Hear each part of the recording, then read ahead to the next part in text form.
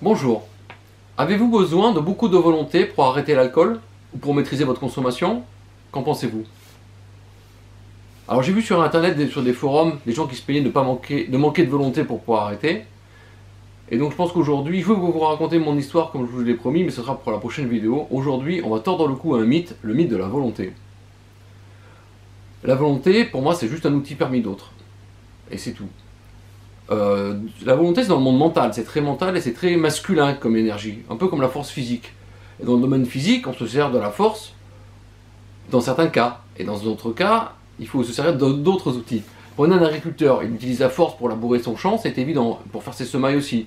Mais quand ça commence à pousser, il fait quoi? Il va tirer sur les tiges? Non, il ne va pas utiliser la force. Il laisse faire, il surveille, et il reste vigilant pour pouvoir intervenir si besoin est.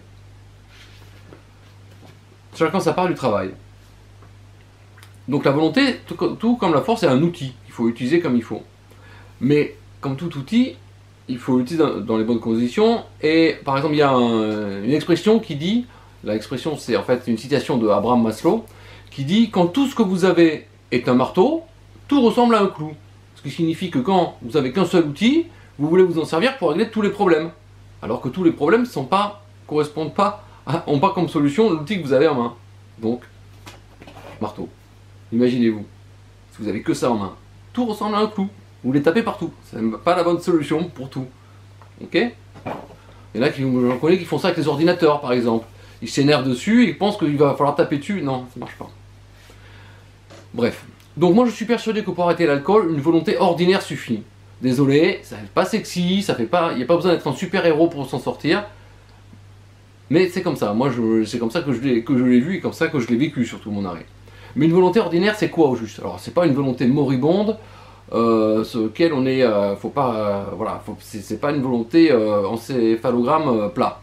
Mais c'est une volonté ordinaire, c'est une volonté saine, tout simplement, être capable de faire les choses et d'enchaîner des actions. Il n'en faut pas plus.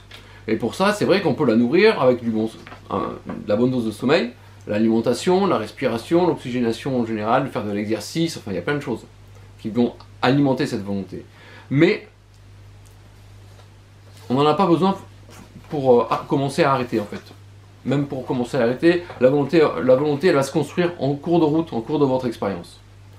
Par contre, pour commencer un sevrage, ce qui est l'idéal pour pouvoir arrêter et même maîtriser sa consommation à terme, si vous voulez continuer, une volonté ordinaire n'est pas requise. Par contre, ce qui est requis, c'est un déclic. Et le déclic, il est en deux temps. D'abord, enfin, il a deux constituantes. D'abord, une prise de conscience. C'est-à-dire, c'est d'abord une envie. Et si je le faisais, si je changeais un peu les choses, un mélange de clairvoyance soudaine et une petite pointe d'ambition aussi. Je peux y arriver. Et puis un sursaut d'estime de soi. À un moment donné, on se dit, j'en ai marre de me traîner ce problème. Allez, on y va, là, on change les choses. Donc ça, première étape, cette prise de conscience. Et puis ensuite, il y a aussi une prise de décision. Parce que plutôt que de chercher à utiliser la volonté, il suffit, entre guillemets, de prendre une décision. Mais une décision, c'est quoi exactement? Le meilleur exemple que j'ai à vous donner, c'est une citation que j'ai trouvée côté États-Unis. Quelqu'un qui disait 99% is hard as hell, 100% is easy. Ce qui signifie à 99% c'est dur comme l'enfer, à 100% ça devient facile. Qu'est-ce que ça veut dire exactement? Ça veut dire que tant qu'on n'a pas pris une décision à fond, pleine, irrévocable, il y a toujours un truc derrière qui menace de vous faire basculer. Quand on a pris les décisions, on évacue, on revient pas en arrière, on ressasse pas, on revient pas sur cette décision, on n'y réfléchit plus, on change de casquette en fait. Quand on prend la décision, on met sa casquette, on réfléchit, on regarde le panorama, on prend les informations, on prend de peser le pour et le contre, on décide. Une fois que c'est fait, on enlève la casquette et on met la casquette de celui qui va se mettre, retrousser les manches et se mettre au boulot et faire, point barre, faire. Il n'y a pas besoin de revenir en arrière et ça évite d'avoir utilisé trop de volonté justement. Parce que le problème avec la volonté, et des études scientifiques l'ont montré, c'est qu'on a un stock très limité. Donc on en a le matin au réveil, on est plus susceptible de pouvoir prendre des bonnes décisions. Après dans la journée, ce qui est facile à refuser encore à midi peut être difficile à refuser le soir par exemple.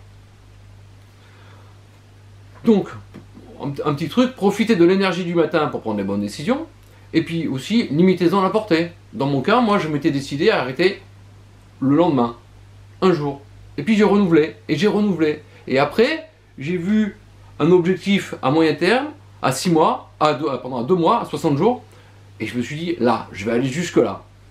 Je vous raconterai dans la prochaine vidéo, promis. En fait, c'est pas avec la volonté que j'ai le plus travaillé, mais avec l'émotion. Et en fait, encore une fois, la science prouve des choses intéressantes là-dessus, c'est à savoir que les décisions sont souvent prises par le cerveau émotionnel en premier, et que le cerveau rationnel, il vient après pour enrober la solution qui a été trouvée, pour lui donner une des bonnes raisons. C'est du politiquement correct qui est rajouté autour comme emballage pour qu'on puisse en discuter autour de nous en étant logique et rationnel, bien comme il faut. Mais en fait, les décisions, elles se prennent à un autre niveau, au niveau émotionnel. Et pour travailler au niveau émotionnel, moi j'ai découvert ça avec une technique qui va être le fil rouge si vous continuez à suivre ces vidéos. Ça va être l'un des fils rouges. Une technique qui m'a beaucoup aidé, qui est facile, rapide à pratiquer et qui donne des résultats étonnants. Personnellement, je crois que c'est la technique qui m'a le plus aidé depuis que je pratique le développement personnel depuis 35 ans. Donc c'est pas rien.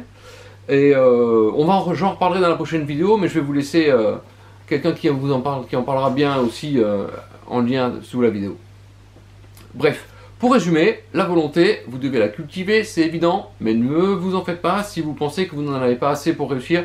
C'est pas primordial. C'est pas primordial. C'est comme un muscle, ça se travaille et ça vient en cours de route. Et même, c'est peut-être même bien de commencer sans avoir une grosse volonté, parce qu'au moins vous ne faites pas d'illusions. Vous allez avancer étape par étape et toutes les petites victoires vont venir l'alimenter, cette volonté. Donc, ne vous inquiétez pas, vous en sortirez.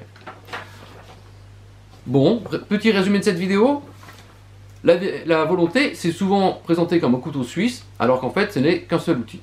C'est un outil parmi d'autres, et certainement pas le plus puissant. Alors, question outil. Je vous ai montré le marteau, donc ça, si c'est le seul outil que vous avez, vous êtes bien embêté. Mais si vous en avez d'autres, j'ai sorti tout ma trousse à outils, hein. On y est pour une demi-heure. Si vous avez d'autres outils, vous êtes libre de... Vous étendez votre potentiel. Parce que vous n'allez pas être coincé dans une situation. Vous allez avoir, pour chaque type de situation, vous allez avoir un outil adapté pour pouvoir réagir. Et ben c'est un peu ça que je vous propose. C'est la direction que je vous propose de suivre.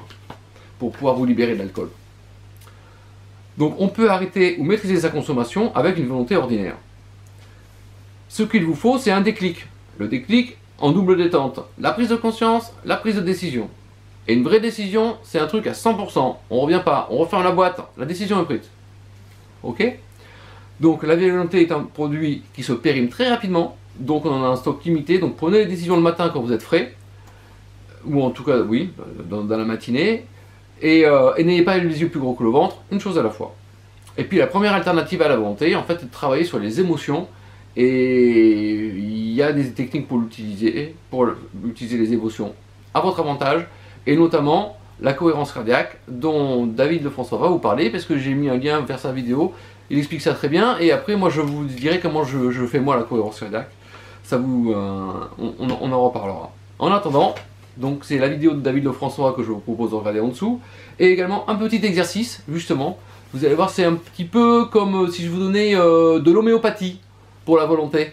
Donc on va faire la volonté en dose homéopathique. Eh bien, un petit truc, c'est de changer une habitude chaque jour. Alors pas forcément changer une nouvelle habitude chaque jour, mais chaque jour faire quelque chose de différent de ce que vous faisiez précédemment. Par exemple, ça peut être tout simple, vraiment la dose homéopathique. Changer de chemin pour vous rendre au bureau, ou pour aller à la boulangerie le matin, je ne sais pas. Vous voyez, en fonction, c'est vous qui savez qu'est-ce que vous pouvez changer. Ça peut être... lasser vos chaussures différemment, boutonner vos vêtements de l'autre main. Faites un truc différent à partir de maintenant tous les jours. Ça paraît de rien, ça a l'air de rien, mais à dose homéopathique, on va construire dessus. A bientôt!